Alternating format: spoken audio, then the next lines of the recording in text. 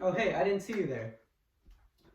Imagine going for a nice hike in the sunny Grand Canyons all by yourself. You're walking, you're enjoying the nice view, you're hearing the nice sounds of the animals, and you slip and you trip straight into a nice deep canyon. As you try and climb back up, a large boulder falls straight into that same canyon and gets stuck and jammed on your arm. At that moment, you're trying your best, trying to get out of there no matter what and back to your family. Unfortunately, no one knows your whereabouts and you're all alone. Well, this is the same thing that happened in the motion picture 127 Hours. Now, after watching the film, I got really curious, right? I looked up the movie and I realized it was a true story. The main character, Aaron Ralston, in fact, has done several interviews, public speaking events, and TED Talks about this significant event in his life. And the first thing that he said was the very first hour that he was stuck in that canyon, he knew he had to cut his arm off. He's had no other choice. Now, Aaron Ralston, being an engineer, in fact, and not an actual tour guide or anything, he thought of several ways, such as using pulleys in order to get the rock off his arm. And he even made a tourniquet with a watch and and a carabiner. Now, even though he survived for almost a full week, he knew that was his only option. Now, there's a lot of psychological concepts involved, such as survival of the fittest, and also because of the lack of water and food, he started to have hallucinations of these flashbacks that were going on in his life from the past. Now, the problem was he was all alone, right? He had no family. He didn't tell anyone where he was going. So it was very difficult for him to cope with himself. He did what he needed to do in order to survive for as long as possible. And at the end of the day, he made it out alive solely because of the adrenaline that was pumping through his mind in order to get to where he is now. Been putting a lot of effort into staying warm. I have very, very little water. My body's having difficulty controlling its temperature. I'm in deep stuff. It's pretty much suicide. It's 4 hours from here to my vehicle. Climbing would probably be impossible with one hand.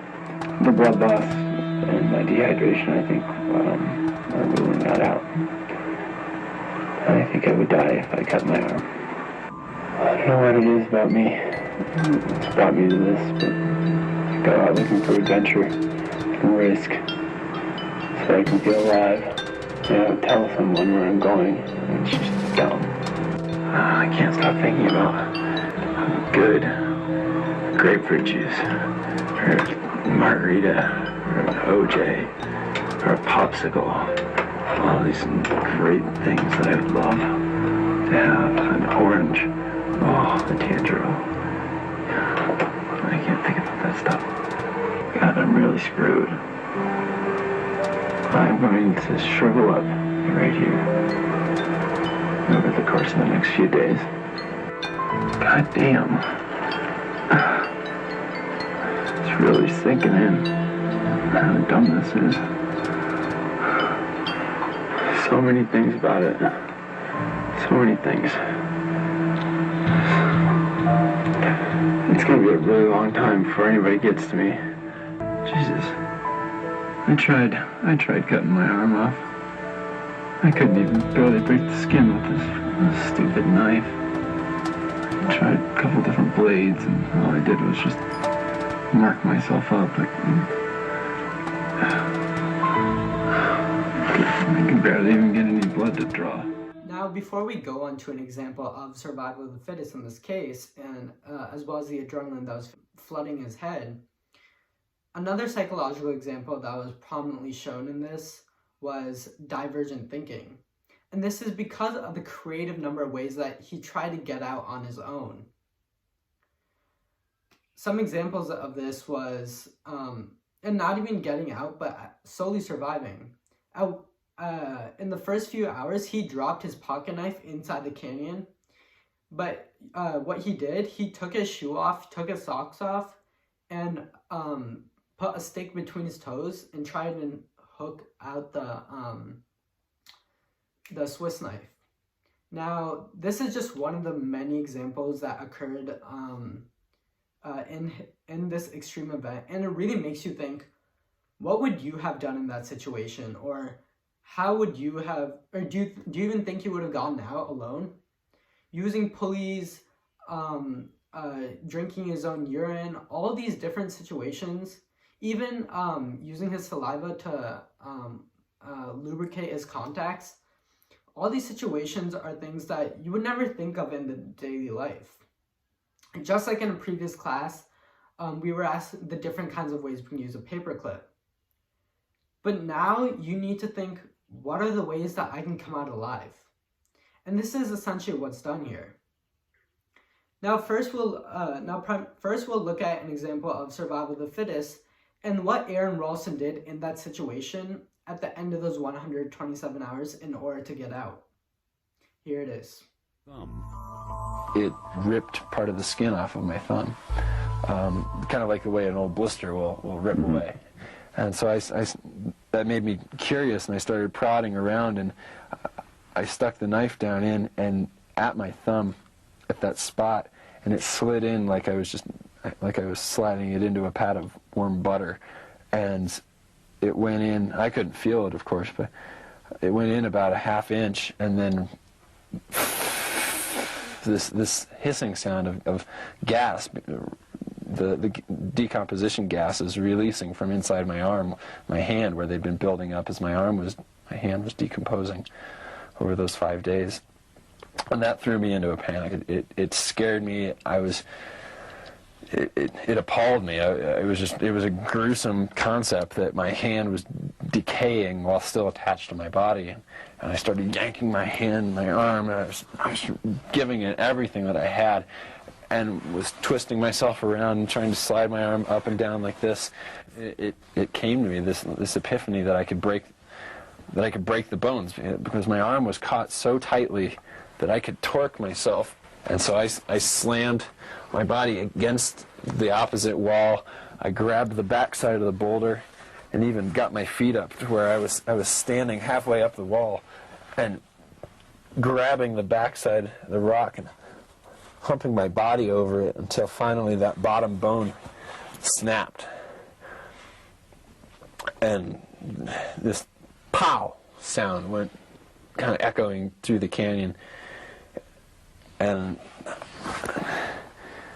I don't even know if I started feeling excited at that point, but I just knew the next thing that I had to do was that I had to break the other bone. And so I grabbed the bottom side of the rock and pushed and tried to sink myself down until I was pushing up to create the downward leverage on the top bone, until it too made the same noise, pow, and snapped in the same spot, thankfully, right where my wrist was caught.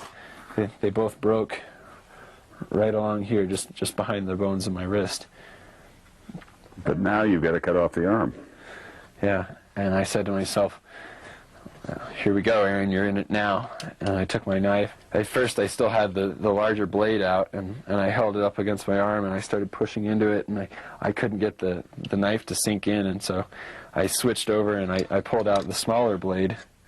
And with the smaller blade then I actually started the amputation. The smaller one was still a little more sharp.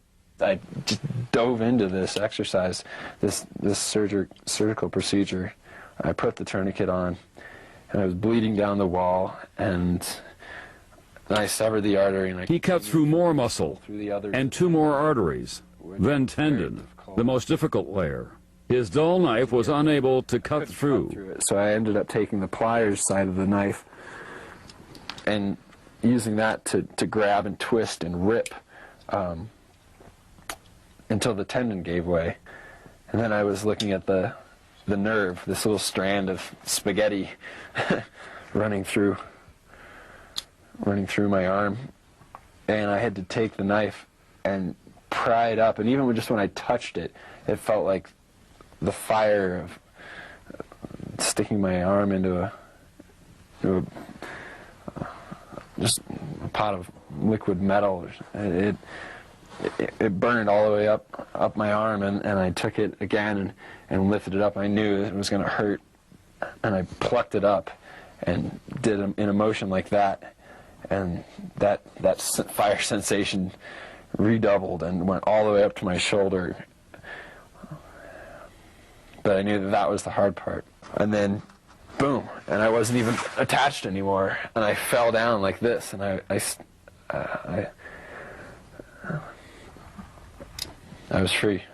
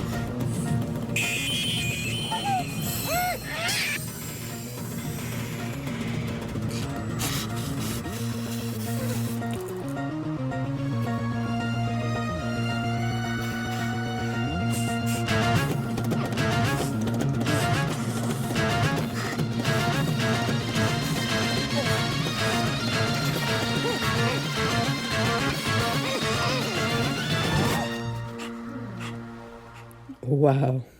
And because in that moment, he knew he had no other choice, all that blood started flowing a lot more. It started pumping more, he started taking more oxygen, and that's when he was pumped up to cut this arm off with the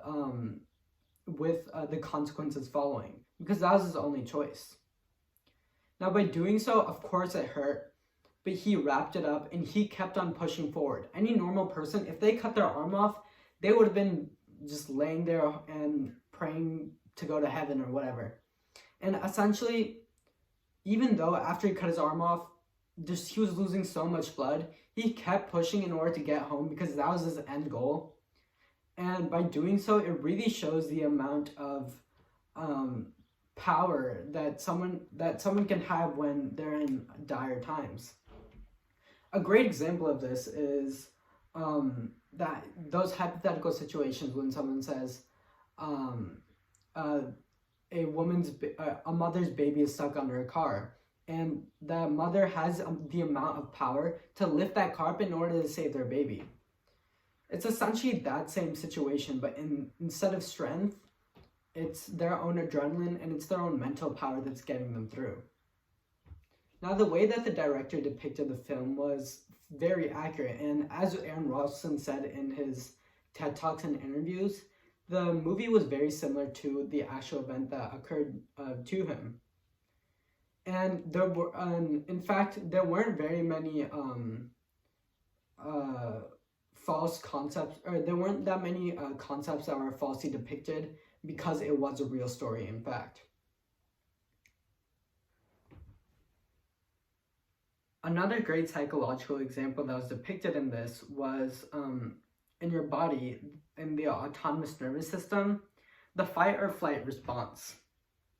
Now, normally for someone who is in this scenario, who knows what they would have done, especially with a lack of knowledge in mountaineering or engineering.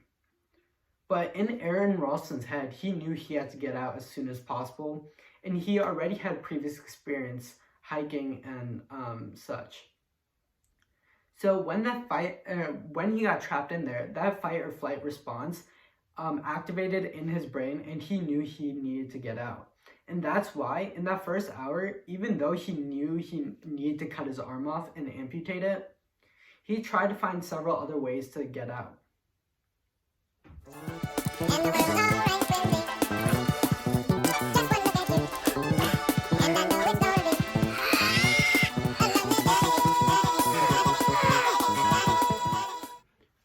Overall, the media has a powerful tool, especially in this day and age, with so many electronics and Wi-Fi. But I believe that this film and this movie is a very great example of several psychological concepts that occur in our daily life. Now, although they may be a little extreme, these same scenarios and same concepts can be applied to our daily lives. And this is what we need to realize. Although there is a lot of fake information out there, as well, for example, on social media, in this case, this film perfectly depicts the several psychological events that occur and is a very great tool in order to educate others on extreme situations that can occur and the different psychological concepts that can be applied in this situation. Now guys, realistically, this may never happen to us, and it probably won't. Hopefully it doesn't.